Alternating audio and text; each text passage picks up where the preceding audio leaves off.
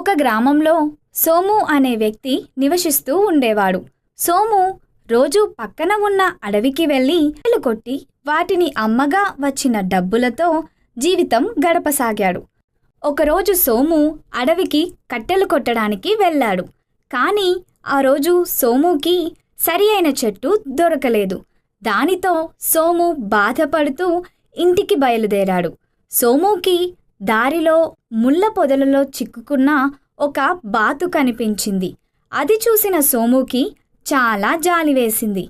వెంటనే ముళ్ళ పొదల నుంచి బాతుని తీసి తనతో పాటు ఇంటికి తీసుకెళ్లాడు. ఆ రోజు కట్టెలు కొట్టకపోవడంతో సోము పస్తులుండవలసి వచ్చింది. సోము పేదరికం చూసిన బాతుకి బాధేసింది. ఆ తరువాతి రోజు ఉదయం బాతుకి ఆహారం పెట్టడానికి బాతు దగ్గరికి వెళ్ళాడు సోము. అప్పుడు బాతు ఒక బంగారు గుడ్డు పెట్టి ఉండటం చూసి ఆశ్చర్యపోయాడు. సోము ఆ గుడ్డును అమ్మి వచ్చిన డబ్బుతో సంతోషంగా గడపసాగాడు.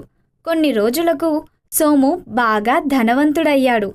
అలా రోజు బాతు బంగారు గుడ్డు పెట్టేది. ఆ గుడ్డును అమ్మి సోము ఇంకా చాలా ధనం సంపాదించాడు. సోముకి రోజు గుడ్డు కోసం ఎదురు చూడడం నచ్చలేదు.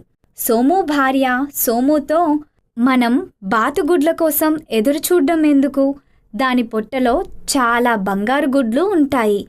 దానిని చంపి ఆ గుడ్లు అన్నీ ఒకేసారి తీసుకుందాం అని సలహా ఇచ్చింది. సోము దానికి సంతోషించి బాతును చంపి కడుపులో చూశాడు. కానీ ఆ బాతు కడుపులో ఏమీ లేదు. సోము అతని